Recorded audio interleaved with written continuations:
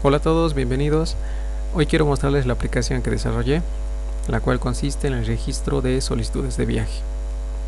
Como bien saben, la situación del COVID-19 en el mundo ha provocado que los gobiernos establezcan mecanismos de control y mecanismos de seguimiento.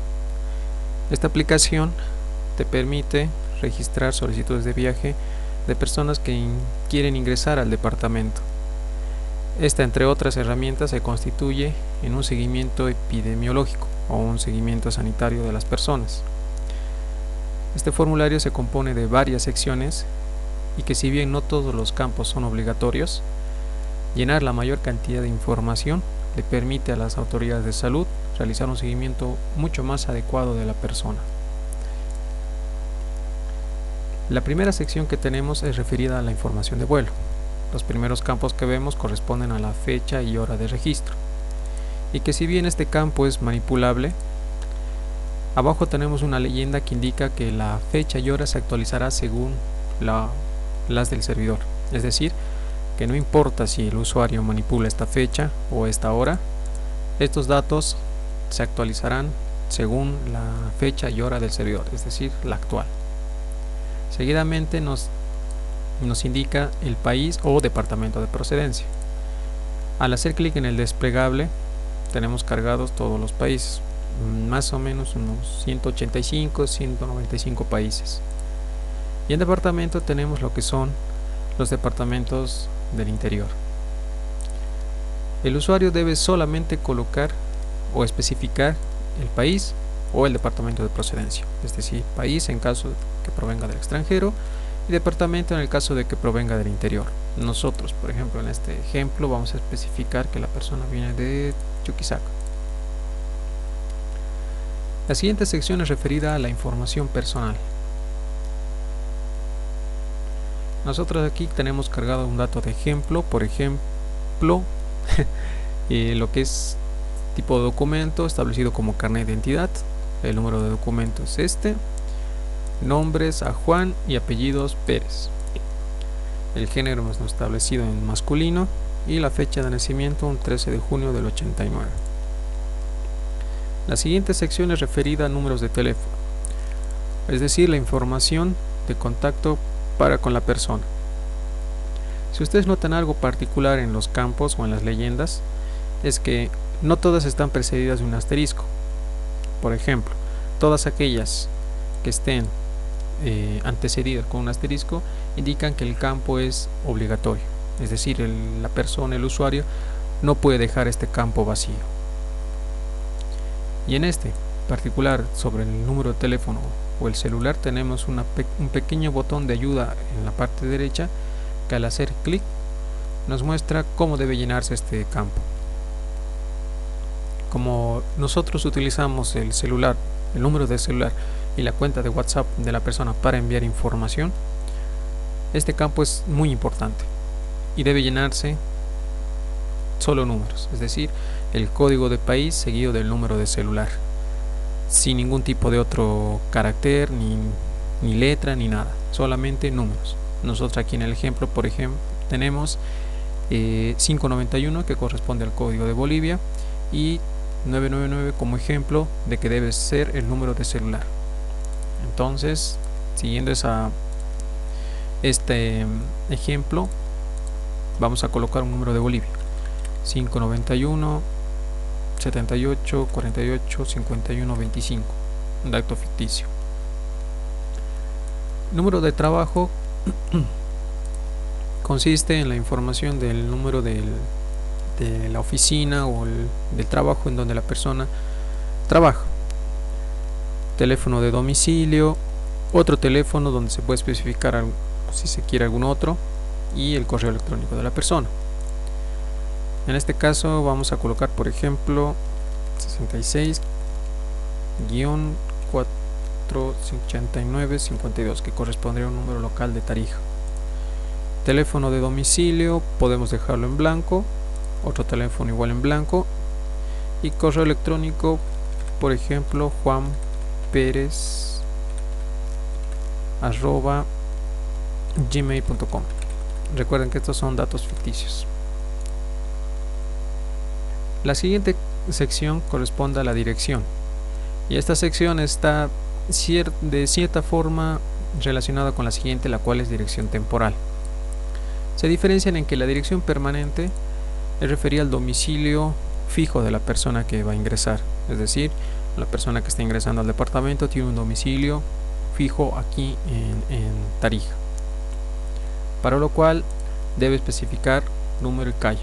Por ejemplo, vamos a colocar Avenida La Paz, esquina Delfín Pino, número 345.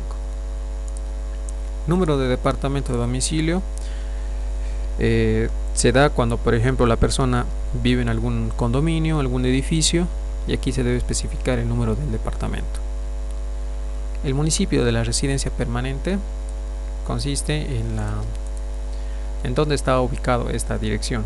Puede ser Bermejo, Patcaya, Entre Ríos, Tarija, etc. Nosotros vamos a colocar que es aquí en Tarija, o sea, en la capital. La dirección temporal es referida cuando la persona va a ingresar al departamento de forma transitoria, es decir, es una persona que viene solo por trabajo, por turismo, o viene a quedarse solamente algunos días.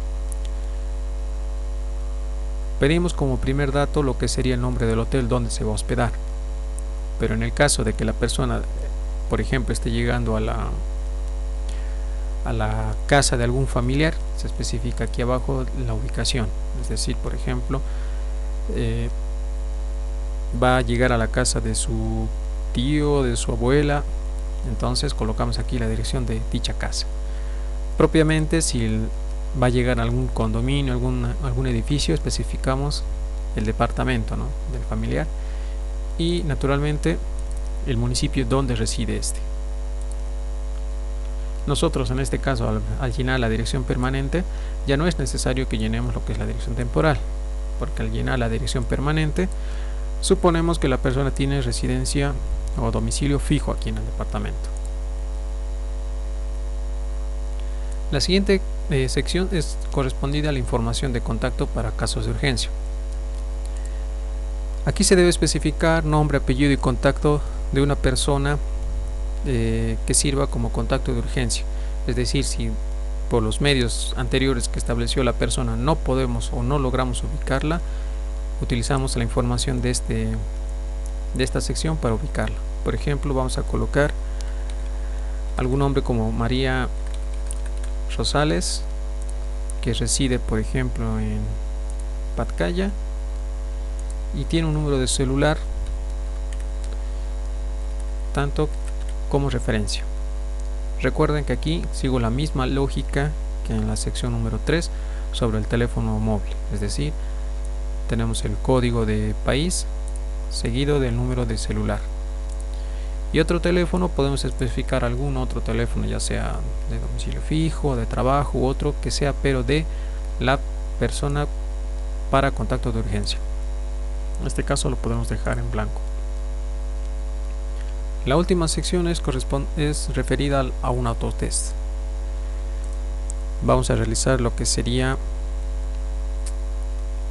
no una evaluación sintomatológica, sino un autotest de la persona para ver en qué condiciones está. Tenemos una serie de preguntas cuyas respuestas son sí o no. Entonces, por ejemplo, la primera es: ¿ha sufrido algún dolor de cabeza en los últimos 7 días? La persona puede indicar sí o no. ¿En los últimos días has tenido dolor torácico de pecho?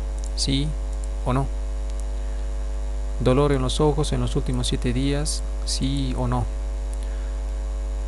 Cada respuesta que dé el usuario, la aplicación va a determinar la evaluación, una especie de rango de riesgo en el cual entra la persona. Nosotros, por ejemplo, en este caso, vamos a colocar sí solo en algunos síntomas, ¿no? Vamos a ver cómo funciona esto. ¿Sí? Y sí.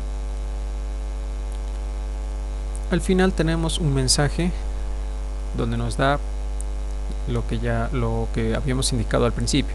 La veracidad y claridad de la información permite al sistema de salud alertar, detectar y tratar y controlar oportunamente cualquier caso de COVID-19.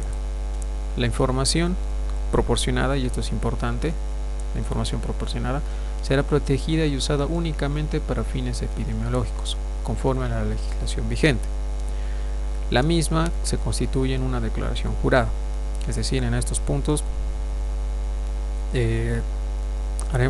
se hace conocer a la persona que la información que está proporcionando únicamente será utilizada para fines de seguimientos epidemiológicos, para fines de seguimiento sanitario. Y la misma tendrá declaración jurada, es decir, la persona que falseare datos estaría sujeta a la legislación vigente. Teniendo en cuenta este mensaje este último mensaje, la persona puede decidir registrarse o cancelar el registro. Nosotros en este caso vamos a hacer clic en registrarnos. Esperamos un momento mientras nos registra. Y lo que vamos a recibir como respuesta es un certificado de ingreso, el cual se descarga en formato PDF. En algunos casos, en algunos navegadores, se abre automáticamente en una nueva pestaña. Si la persona tiene algún gestor de descarga instalado, yo por ejemplo tengo el IDM, se me va a capturar esta descarga. Voy a hacer clic en iniciar descarga, abrir mi documento descargado, y aquí vemos que tengo lo que sería mi certificado de registro. Dos cosas que debo tener muy en cuenta, no olvidarlas, es uno, el código con el que se registra, y dos, el número de documento que estoy utilizando para este registro. Seguidamente tengo aquí un mensaje que indica: de manera voluntaria declaro y garantizo la veracidad de la información proporcionada y asumo la obligación de cumplir cada una de las recomendaciones que se me indiquen. Como ya habíamos mencionado, el registro se constituye también en una declaración jurada, es decir, aquí la persona debe firmar y estar atento a los mensajes de aquí abajo, porque la habilitación para viajar le será enviada al número de WhatsApp que especificó en su número celular en un lapso de 24 horas. Entonces esto quiere decir que si tienes la intención de viajar, tienes que hacerlo con al menos 24 horas de anticipación para generar este formulario y para que las autoridades de la gobernación emitan o no una autorización. Por otra parte, el pasaporte estará vigente hasta el día 19 de agosto a las 23:57 horas, es decir, la fecha de registro se realiza el 16 y tendrá una vigencia de 3 días. Otra cosa que debes tener en cuenta es que una vez generado esto y firmado, bueno, lo imprimes, lo firmas, te saques una fotocopia que va a ser tu respaldo personal. Entonces, recapitulando, bueno, aquí tengo un mensaje que nos indica que el registro se completó exitosamente y que el pasaporte fue generado como un PDF. Entonces aquí nos indica que debemos revisar nuestra sección de descargas. Esta ventanita no se puede cerrar excepto por el botón, es decir, no importa si hago clic por aquí y por aquí, solamente se cierra si hago clic en el botoncito cerrar. Volviendo desde un principio, como hemos visto, no todos los campos son obligatorios, solamente aquellos que están antecedidos con un asterisco son obligatorios. Y segundo, proporcionar la mayor cantidad de información le permitirá a las autoridades de salud realizar un seguimiento mucho más adecuado, mucho más eficiente de la persona que ingresa al departamento. Hasta aquí tenemos lo que sería el primer video de cómo se registra una solicitud de viaje. En el siguiente video veremos cómo recuperar nuestro registro, nuestra declaración en caso de pérdida.